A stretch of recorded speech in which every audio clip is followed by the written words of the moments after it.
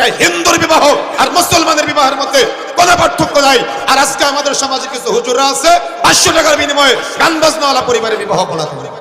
পৃথিবীতে যত ইবাদত আছে তার মধ্যে সবথেকে নির্যাতিত ইবাদত হলো বিবাহ। কেন? বিবাহ নামক ইবাদতের মধ্যে গান বাজনা বাজানো হয়। বিবাহ নামক ইবাদতের মধ্যে নারী পুরুষের ফ্রি মিক্সিং থাকে। বিবাহ নামক ইবাদতের মধ্যে ছেলের পক্ষ মেয়ের পক্ষকে গায়ে হলুদ দিতে চলে যায়। মেয়ে পক্ষ ছেলে পক্ষকে, ছেলে দুলা ভাই, মামাতো ভাই, খালাতো ভাই মেয়ের গায়ে হাত দিয়ে হলুদ লাগাতে চলে যায়। হলুদ সন্ধ্যার আয়োজন করা হয় বিবাহের নাম করে। বিবাহের 3 দিন আগে থেকে 3 দিন পার পর্যন্ত ডিজে পার্টির আয়োজন করা হয়, গান বাজনা বাদ্যযন্ত্রের আয়োজন করা হয়।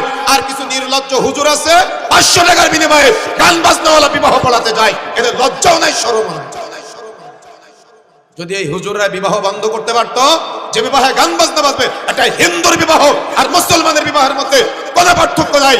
আর আজকে আমাদের সমাজে কিছু হুজুররা আছে 500 টাকার বিনিময়ে গান বাজনাওয়ালা পরিবারের বিবাহ পড়াতে পারে। তাহলে সমাজ পরিবর্তন হবে কিভাবে? এই জন্য যদি আমরা আদর্শ পরিবার গঠন করতে চাই, এখানে আমাদের নীতিটা আসতে হবে।